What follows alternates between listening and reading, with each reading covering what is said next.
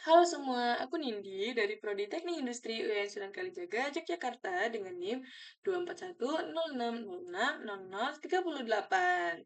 Jadi di sini aku akan menjelaskan tentang modul keempat aku yaitu Matplotlib pada pada matkul pemrograman komputer. Nah, jadi di modul-modul sebelumnya kita sudah belajar cara membuat eh, data frame yang dimasukkan ke dalam Excel. Nah, lalu dari data yang ada di Excel ini, kita akan memvisualisasikannya ke dalam bentuk diagram dan sebagainya. Nah, itu menggunakan Matplotlib. Jadi langsung aja kita masuk ke codingannya. Nah, di sini adalah codingan aku dari yang udah aku ubah beberapa kali, improvisasi beberapa kali sesuai dengan ketentuan tugasnya. Nah, di sini aku menambahkan import matplotlib as pplot as plt, di mana aku akan mengimport pplot pada matplotlib dan dialiaskan sebagai plt. Di sini juga ada variabel data pelanggan, yaitu untuk nama file Excel-nya sendiri yaitu data transaksi. Nah, di sini juga ada dictionary yang udah aku jelasin di pertemuan kedua.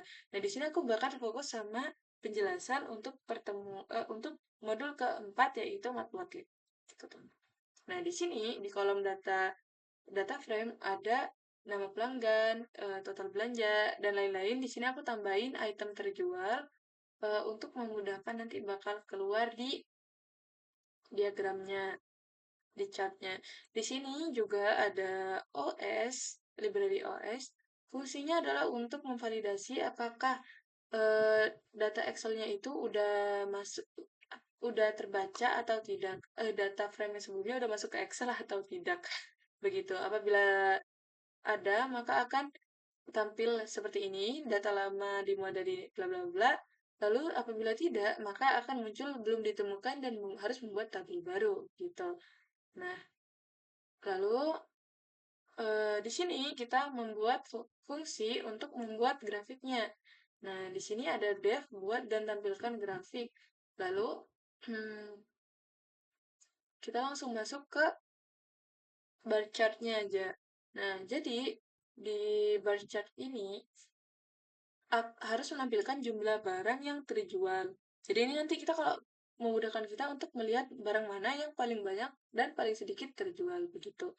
Nah, di sini ada en- entry split gitu. Jadi split ini fungsinya adalah untuk memisahkan antara barang dan harganya. Jadi kan nanti misal ada barang pasta gigi X2, barang pasta giginya ada dua maksudnya. Jadi nanti akan di-split dari X itu. Jadi nanti pasta gigi aja sama jumlahnya gitu, teman-teman. Lanjut, jika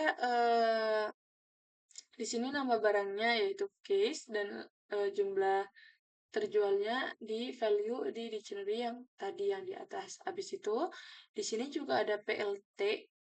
PLT ini fungsinya adalah untuk variabel yang ada di dalam diagram yang kita buat. Jadi di sini kayak ada figur, fixed size itu fungsinya untuk besar Windows-nya nanti.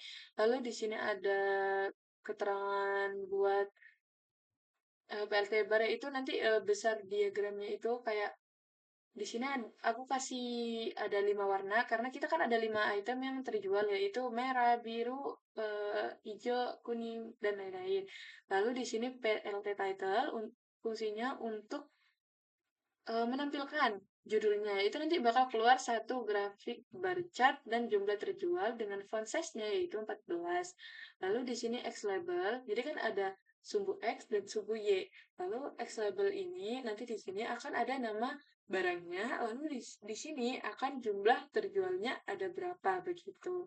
Lalu ada grid, fungsinya adalah untuk kalian tahu grid kalau misalnya di diagram tuh ada kayak kotak-kotak garis tipis-tipis, ya itu dia grid.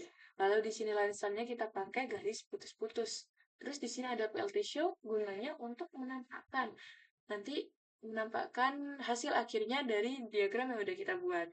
Lalu di bawah sini ada eh, untuk analisisnya. Jadi nanti kita kan disuruh menganalisis nih dari dari bar chart ini mana barang yang paling banyak, paling laris, paling banyak terjual, dan di sini ada jumlahnya berapa item. Nah, nanti ini akan di-sort, akan diurutin dari, dan ada ilog untuk jumlahnya. Lalu di sini kita membuat pie chart. Di sini pie chart itu fungsinya kita membuat pie chart untuk porsi presentase menggunakan penggunaan diskon. Jadi nanti diskon berapa sih yang paling banyak didapetin oleh pelanggannya. Lalu di sini ada PLT-PLT yang aku jelasin sebelumnya.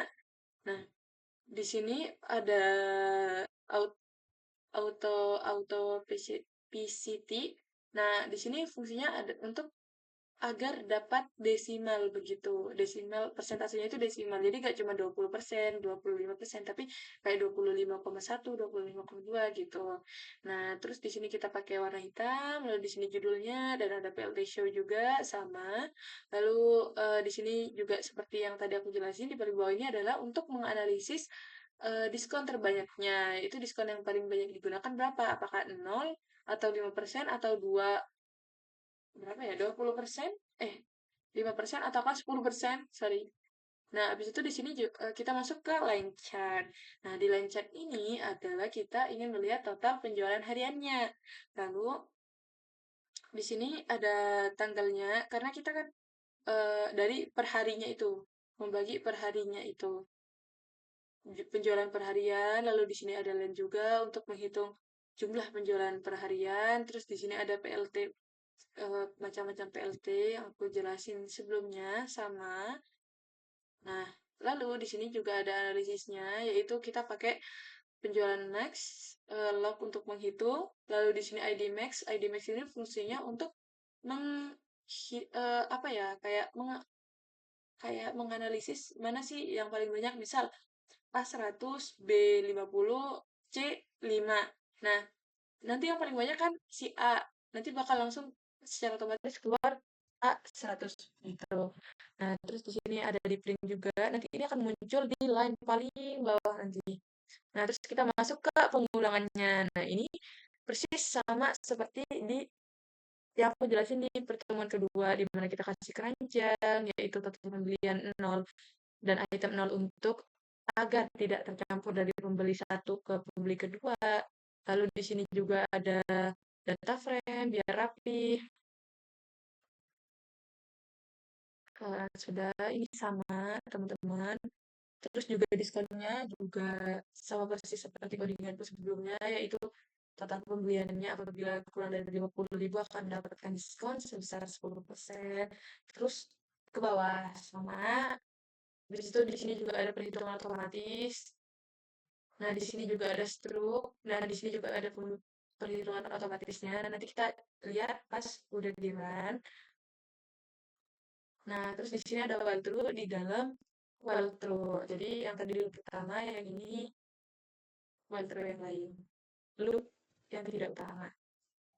Hmm. Nah,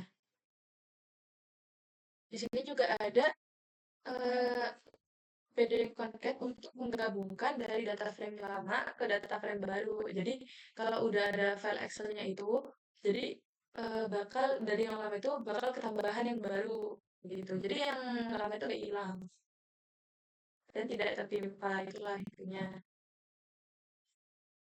Nah, di sini juga kalau misalnya ini data transaksi dari data frame diubah menjadi Excel. Nah, terus di sini kalau misalnya berhasil maka akan muncul seperti ini, dan apabila gagal akan muncul error, gagal dan menyimpan data ke Excel begitu.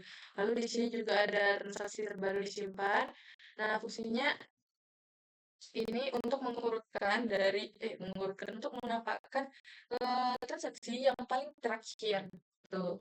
Lalu di sini seperti yang dijelaskan sebelumnya, nah habis itu dia dipanggil buat tampilkan grafik. Jadi grafiknya itu bakal muncul terakhir setelah program pasirnya ditutup. Kita lihat durasi dulu buat ngecek. Oke, 10 menit. Aman. Habis itu kita langsung aja coba run. Run. Agak nge-lag karena laptopnya lagi di cas. Oke.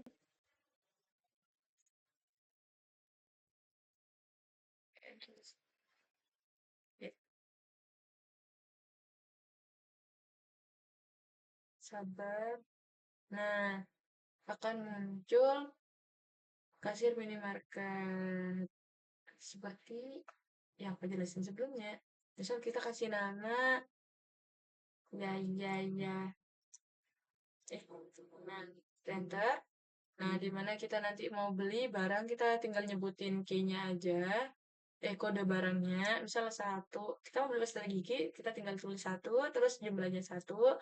Terus biskuit kaleng nomor 5 kita belinya 2. Nah, habis itu udah selesai, kita pencet aja 0 untuk selesai. Lalu di sini kan perhitungan otomatis yang aku bilang tadi itu ada di sini. Maka akan muncul seperti ini. Total bayarnya adalah 10.000. Karena ini 100.000, lebih dari 50.000, mendapatkan diskon sebesar 10.000. Lalu bayarnya 90.000. Misalnya kita tulisnya 80.000. Nah, terus kita enter. Maka akan muncul seperti ini. Uang kurang, minimal bayar harus 90.000. Nah, terus kita ketik aja 90.000. Nah, nanti akan keluar data filenya, teman-teman. Nah, di sini seperti yang aku jelaskan, di sini kolom-kolomnya itu ada nama pelanggan, daftar barang, total beli, total jual, tanggal, item yang terjual, ada 3 pada saat itu. Terus misal kita udah tidak melakukan transaksi lagi nih pada hari ini, jadi kita pencet tidak, kalau serat, maka akan keluar diagramnya. Jadi selama aku menjadi kasir itu, barang yang paling banyak terbeli adalah pasta gigi dan juga biskuit kaleng, yaitu sebanyak 8 buah. Lalu kalau kita X di sini, itu akan ini adalah bar chart.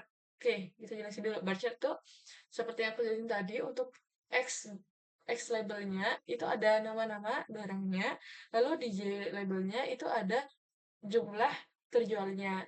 Nih, 1, 2, 3, nah itu. Kalau kita X, udah bar chart, abis itu muncullah pie chart yang kedua. Nah, jadi diskon yang paling banyak didapatkan oleh pelanggan yaitu sebesar 10%.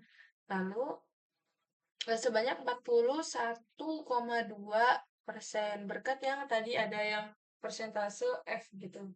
Itulah. Nah, terus udah pie chart X. Nah, di sini ada line chart, di mana waktu itu aku udah nyoba melakukan transaksi pada tanggal 16 Oktober, yaitu transaksinya itu menghasilkan uang sebanyak kurang lebih 355.000.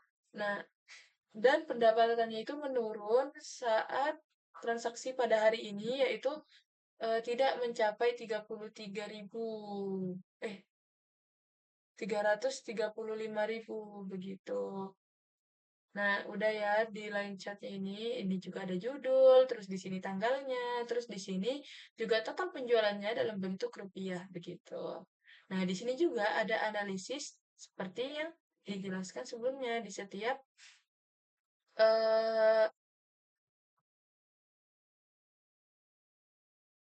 setiap chart yang udah aku jelasin. Jadi analisisnya itu seperti di bar chart itu kan barang-barang pasta gigi adalah yang paling banyak terjual yaitu sebanyak 8 unit. Nah, terus di sini juga ada analisis pie chart yang paling banyak digunakan adalah 10%. Terus habis itu pada tanggal sekian 16 Oktober itu mendapatkan total belanja sebesar 354.000 rupiah begitu. Nah, ini dia analisis-analisis seperti ini, teman-teman, yang aku maksud. Nah, ini. Nah, sekian penjelasan untuk modul keempat kali ini. Mohon maaf apabila banyak kekurangan. Sekian, terima kasih. Dadah!